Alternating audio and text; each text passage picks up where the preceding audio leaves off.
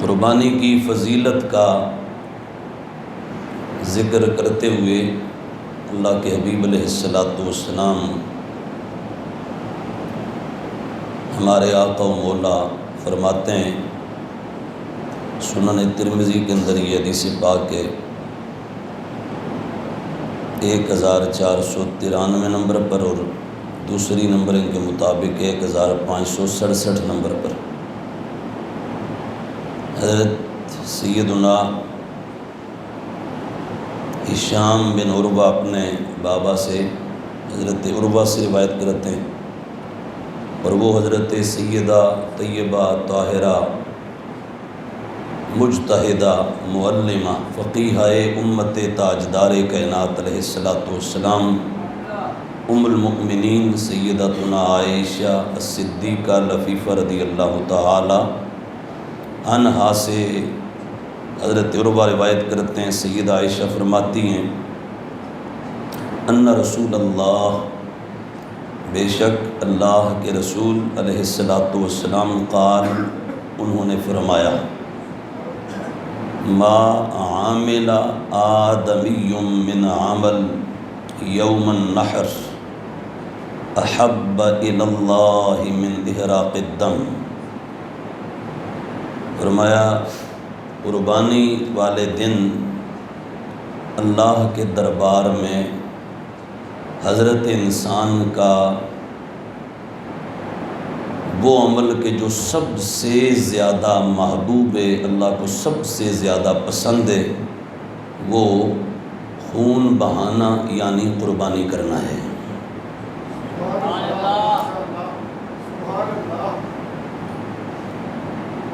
یہاں سے ایک بات معلوم ہوئی کہ اعمال تو عید کے دن میں، عید قرباں کا جو دن ہے اس میں اور بھی ہیں، اور وہ بھی اللہ کو محبوب ہے، مگر تمام اعمال میں جو عید کے دن، عید اضحیٰ یعنی قربانی والی عید کے دن جو کیے جاتے ہیں، ان میں سب سے زیادہ اللہ کو جو عمل پسند ہے وہ قربانی کرنا ہے۔ حضور نے فرمایا انہا لتأتی یوم القیامت بقرونہا وشعارہا واضلافہا۔ فرمایا یہ جو تم قربانی کرتے ہو، قیامت والے دن یہ اللہ کے دربار میں آئے گی اپنے سینگوں کے ساتھ، بالوں کے ساتھ اور اپنے کھروں کے ساتھ، اور اس کے ذریعے سر حشر میدان قیامت میں اللہ تمہیں عزتوں اور عظمتوں کا پروانہ عطا فرمائے گا۔ وَإِنَّ الدَّمَ لَيَقَعُ مِنَ اللَّهِ بِمَكَانٍ قَبْلَ أَن يَقَعَ مِنَ الْأَرْضِ۔ فرمایا تم جب جانور کو ذبح کرتے ہو تو ذبح کرتے ہوئے تمہارے ہاں زمین پر خون بعد میں گرتا ہے، اللہ کے دربار میں وہ پہلے پہنچ جاتا ہے۔ حضرت حکیم الامت مفتی اسلام مفتی احمد یار خان نعیمی رحمۃ اللہ تعالی علیہ آپ فرماتے ہیں کہ باقی اعمال کا معاملہ تو یہ کہ وہ جب آپ کر لیں تو اس کے بعد پھر ان کی جو فضیلت ہے اور ان پر جو اجر ہے وہ آپ کو ملتا ہے۔ فرمایا قربانی والا ایسا عمل ہے کہ اس کے کرنے سے پہلے ہی اللہ تعالیٰ بندے کو ثواب عطا فرما دیتا ہے۔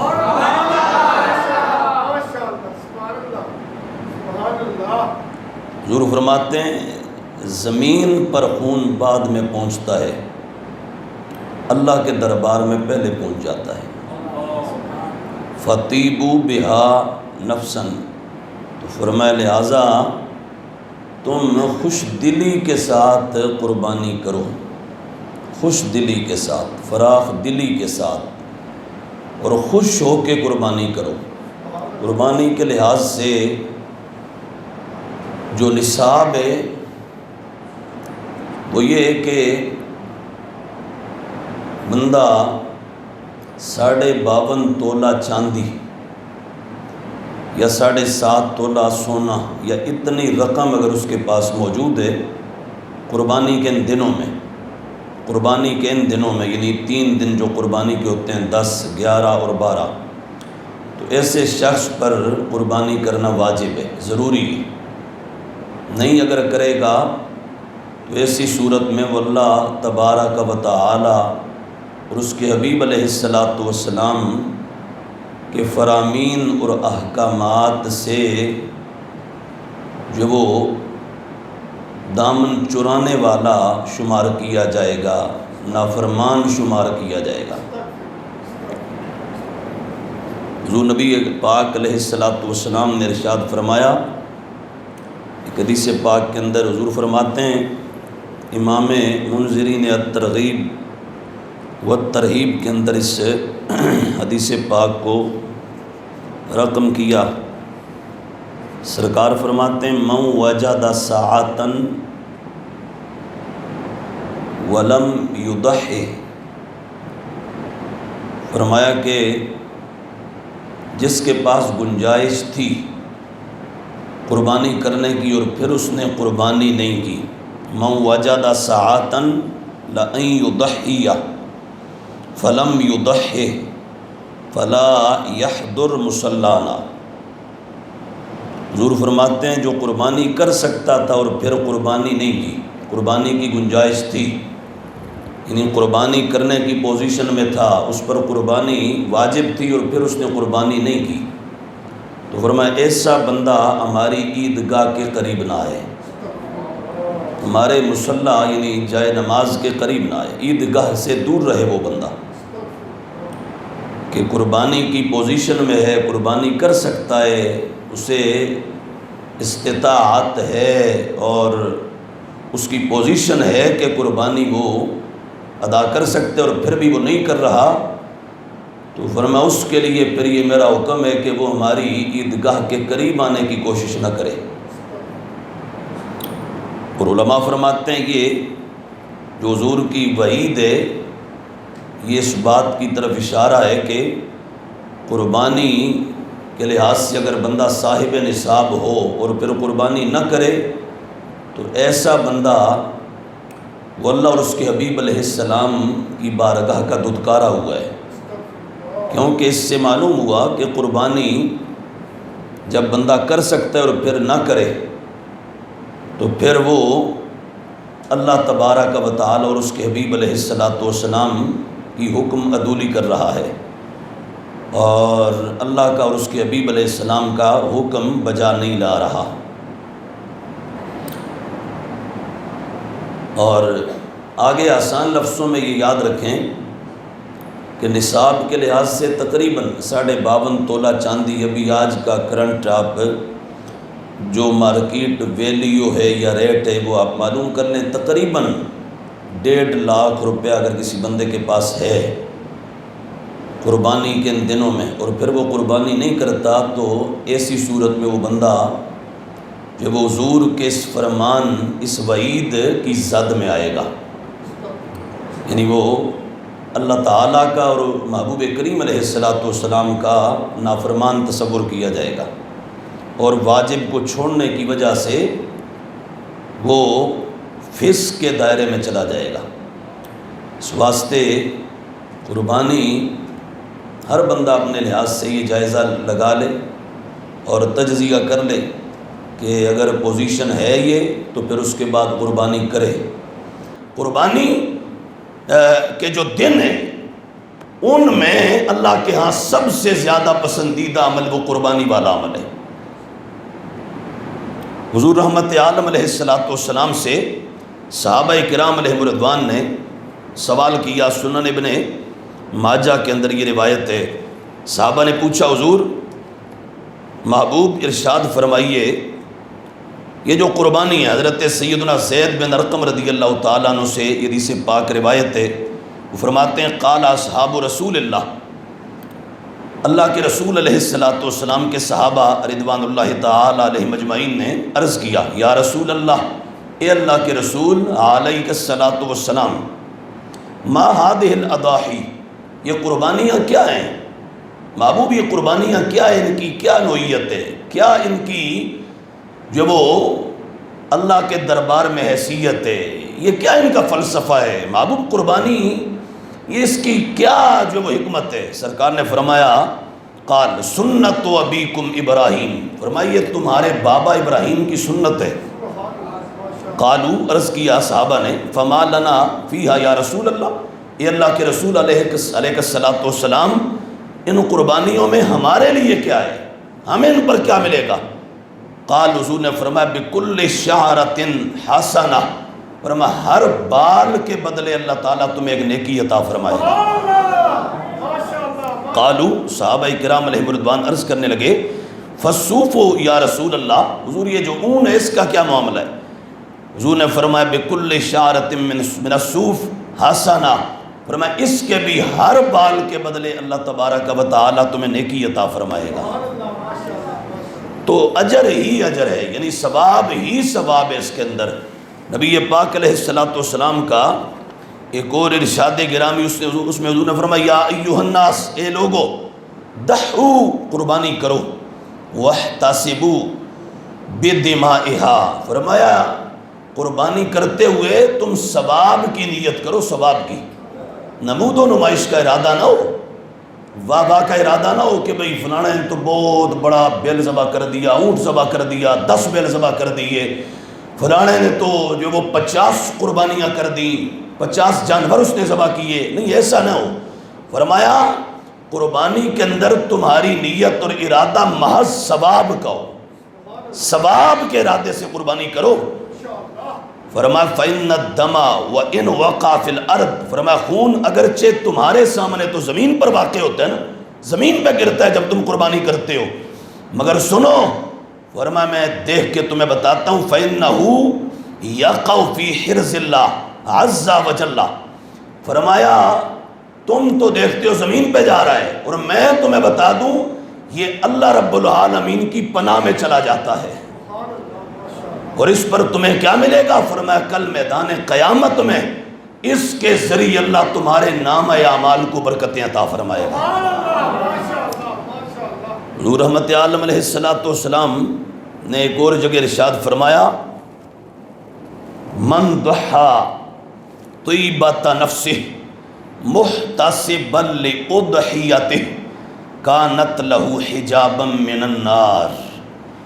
حضور نے فرمایا جس نے قربانی کی اور خوش دلی کے ساتھ کی، خوش ہو کے قربانی کی تو کیا دے گا اللہ اسے؟ فرمایا قربانی میں اس کا ارادہ، نیت ثواب کی ہے، اخلاص کے ساتھ قربانی کر رہا ہے، تو فرمایا اللہ اس قربانی کو بندے اور جہنم کے درمیان رکاوٹ بنا دے گا، یہ پردہ بن جائے گی، جہنم کے آگے کھڑے ہو کر، نارے دوزخ کے آگے کھڑے ہو کر یہ قربانی اپنے کرنے والے کو اللہ کے فضل سے جنت عطا کر دے گی۔ حضور نبی پاک علیہ السلام آپ نے ایک اور جگہ فرمایا، یہ روایت جو وہ حضرت سیدنا ابو سعید خدری رضی اللہ تعالیٰ عنہ سے بھی ہے، اور حضرت سیدنا مولا کائنات مولا مرتضیٰ علی بن ابی طالب کرم اللہ تعالی وجہ الکریم سے بھی ہے۔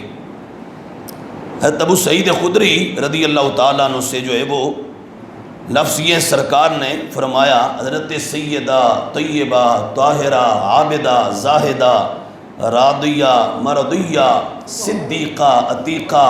مرشدہ مقدسہ معظمہ منورہ معطرہ ام الحسنین لخت جگر حضور تاجدار کائنات علیہ السلام بانوے مولا مرتضیٰ حضرت سیدہ فاطمہ الزہرا رضی اللہ تعالی عنہا، ان سے حضور نے فرمایا یا فاطمہ، اے فاطمہ قومی، آپ اٹھئے الی اضحیتک، فرمایا اپنی قربانی کی جانب، آپ کی قربانی ہونے لگی ہے، فرمایا اس کے لیے آپ اٹھئے، فاشہدیہا، فرمایا قربانی کے پاس حاضر ہو جائیے، کیوں؟ فرمایا زہرا فإن لک بأول قطرۃ تقطر من دمہا ان یغفر لک ما سلف من ذنوبک، فرمایا تمہارے گناہوں میں سے جو بھی گزر چکا ہے فرمایا زہرا اٹھو، اپنی قربانی کے پاس کھڑے ہو جاؤ، حاضر ہو جاؤ۔ فرمایا گزشتہ تمام گناہوں کو اللہ تعالیٰ اس قربانی کے خون کا پہلا جو قطرہ گرے گا اس کی برکت سے سب کو معاف فرما دے گا۔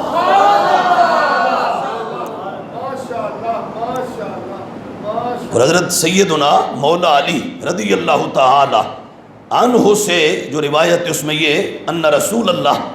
بے شک اللہ کے رسول علیہ السلام قال، آپ نے فرمایا یا فاطمہ، اے فاطمہ رضی اللہ تعالی عنہ کے، قومی فاطمہ آپ اٹھو، فاشہدی اضحیتک، فرمایا اپنی قربانی کے پاس جاؤ، حاضر ہو جاؤ وہاں، فإن لك بأول قطرة تقطر من دمها مغفرة لكل ذنب اما انه يجاء بلحمها ودمها تودع في ميزانك 70 ضعفا۔ فرمایا فاطمہ قربانی ہونے لگی ہے، آپ وہاں جاؤ۔ کیوں؟ فرمایا پہلا قطرہ جب زمین پر آئے گا خون کا تو پہلے قطرے پر اللہ گزشتہ سب گناہوں کی معافی کا پروانہ عطا فرما دے گا۔ فرمایا قیامت والے دن یہ قربانی اپنے گوشت کے ساتھ آئے گی، خون کے ساتھ آئے گی، تو پھر ہوگا کیا؟ فرمایا اللہ کے حکم سے تمہاری اس قربانی کو تمہارے میزان، جہاں تمہارا اعمال نامہ ہوگا نا، تمہارے عمل تل رہے ہوں گے، وزن ہو رہا ہوگا، اللہ اس ترازو کے اوپر اس پوری قربانی کو وہاں رکھ دے گا۔ پھر ہوگا کیا؟ فرمایا اس کی بدولت اللہ تبارک و تعالی تمہارے نامہ اعمال کو وزن عطا فرما دے گا، اور اسے اللہ جو تم نے قربانی کی محض اتنا ہی نہیں جتنا تم نے کی، فرمایا اس کو 70 گنا